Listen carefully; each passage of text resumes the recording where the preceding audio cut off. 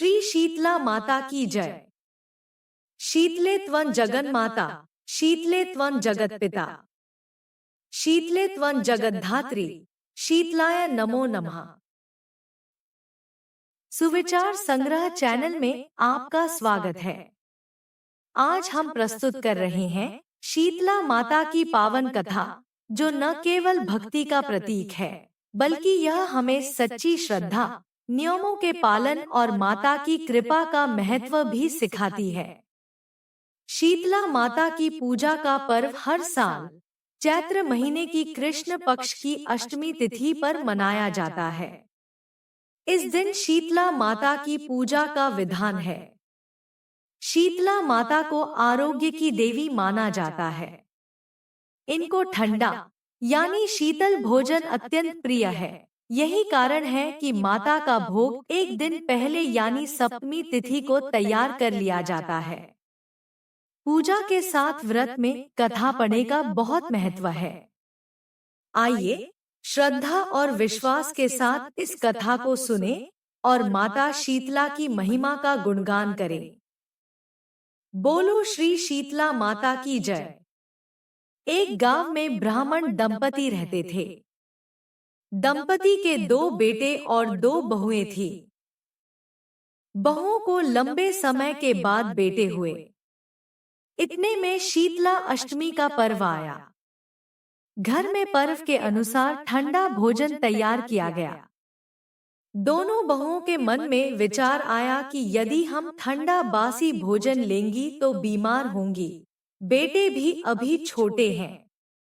इस विचार के कारण दोनों बहुओं ने चोरी छिपे पशुओं के दाने तैयार करने के बर्तन में गुपचुप 2 बाटी तैयार कर ली। सास बहू शीतला की पूजा करके आई और शीतला माता की कथा सुनी। बाद में सास शीतला माता के भजन करने बैठ गई, लेकिन दोनों बहुएं बच्चे रोने का बहाना बनाकर घर आ गई।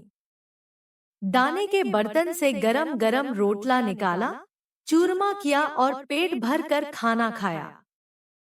सास ने घर आने पर बहुओं से भोजन करने के लिए कहा।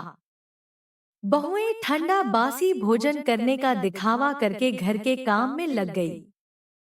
सास ने कहा, बच्चे कब के सोए हुए हैं, उन्हें जगाकर भोजन करा लो। बहुएं जैसे ही अपने बेटों को जगाने गई तो उन्हें मृत पाया। ऐसा बहुओं की करतूतों के फलस्वरूप शीतला माता के प्रकोप के कारण हुआ था। बहुएं विवश हो गईं और सास ने घटना जानने के बाद बहुओं को खूब डांटा। सास बोली कि तुम दोनों ने शीतला माता की अवहेलना की है, इसलिए घर से निकल जाओ और बेटों को जिंदा स्वस्थ लेकर ही घर में पुनः पैर रखना। अपने मृत बेटों को टोकरे में सुलाकर दोनों बहुएं घर से निकली। जाते जाते रास्ते में एक जीर्ण वृक्ष आया। यह खेजड़ी का वृक्ष था। इसके नीचे ओरी शीतला दोनों बहनें बैठी थी। दोनों के बालों में विपुल प्रमाण में जू भी थी। बहुओं को थकान हो गई थी और इसलिए दोनों बहुएं ओरी और शीतला के पास आकर बैठ गई। उन दोनों ने शीतलाओरी के बालों से खूब सारी जू निकाली। जूओं का नाश होने से ओरी और शीतला ने अपने मस्तक में शीतलता का अनुभव किया और कहा, तुम दोनों ने हमारे मस्तक को शीतल किया है, वैसे ही तुम्हें पेट की शांति मिले। दोनों बहुएं एक साथ बोली कि पेट का दिया हुआ ही लेकर हम मारी मारी भटक रही हैं, परंतु शीतला माता के दर्शन हुए ही नहीं। शीतला माता ने कहा कि तुम दोनों पापिनी हो, दुष्ट हो, दुराचारिणी हो, तुम्हारा तो मुंह देखने भी योग्य नहीं है। शीतला अष्टमी के दिन ठंडा भोजन करने के बदले तुम दोनों ने गरम भोजन कर लिया था।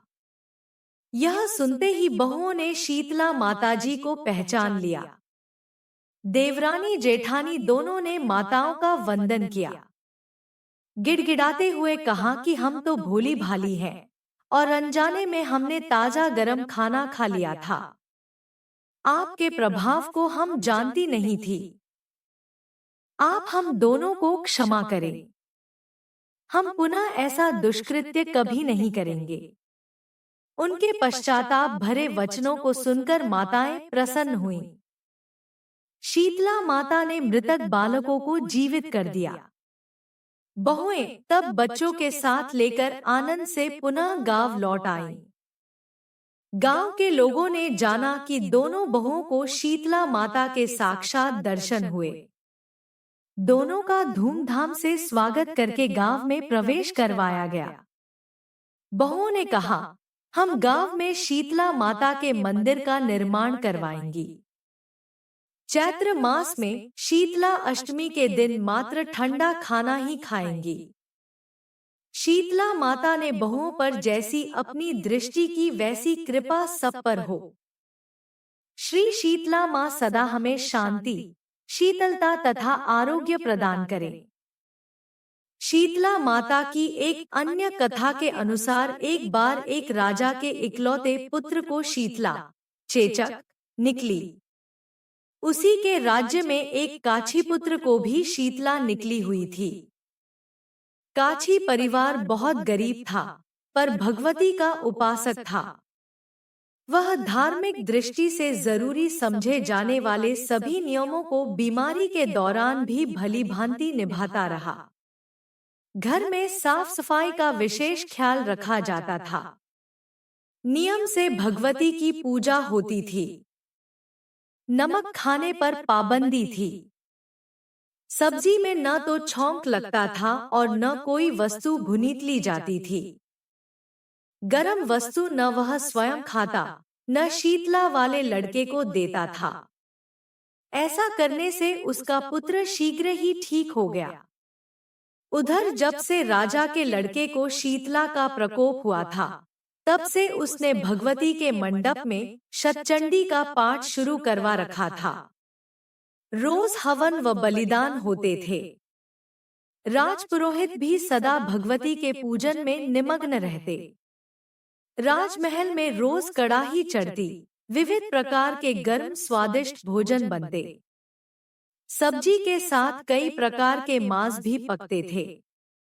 इसका परिणाम यह होता कि उन लजीज भोजनों की गंध से राजकुमार का मन मचल उठता। वह भोजन के लिए जिद करता। एक तो राजपुत्र और दूसरे इकलौता, इस कारण उसकी अनुचित जिद भी पूरी कर दी जाती। इस पर शीतला का कोप घटने के बजाय बढ़ने लगा। शीतला के साथ साथ उसे बड़े बड़े फोड़े भी निकलने लगे, जिनमें खुजली व जलन अधिक होती थी। शीतला की शांति के लिए राजा जितने भी उपाय करता, शीतला का प्रकोप उतना ही बढ़ता जाता। क्योंकि अज्ञानतावश राजा के यहाँ सभी कार्य उल्टे हो रहे थे। इससे राजा और अधिक परेशान हो उठा। उसकी समझ में नहीं आ रहा था कि इतना सब होने के बाद भी शीतला का प्रकोप शांत क्यों नहीं हो रहा है। एक दिन राजा के गुप्तचरों ने उन्हें बताया कि काछीपुत्र को भी शीतला निकली थी, पर वह बिल्कुल ठीक हो गया है। यह जानकर राजा सोच में पड़ गया कि मैं शीतला की इतनी सेवा कर रहा हूँ, पूजा व अनुष्ठान में कोई कमी नहीं, पर मेरा पुत्र अधिक रोगी होता जा रहा है, जबकि काछी पुत्र बिना सेवा पूजा के ही ठीक हो गया। इसी सोच में उसे नींद आ गई।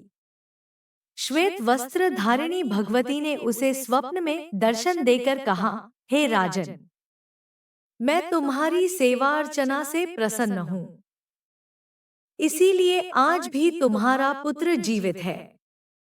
इसके ठीक न होने का कारण यह है कि तुमने शीतला के समय पालन करने योग्य नियमों का उल्लंघन किया।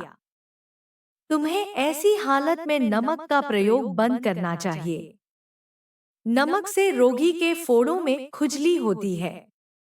घर की सब्जियों में छौंक नहीं लगाना चाहिए, क्योंकि इसकी गंध से रोगी का मन उन वस्तुओं को खाने के लिए ललचाता है।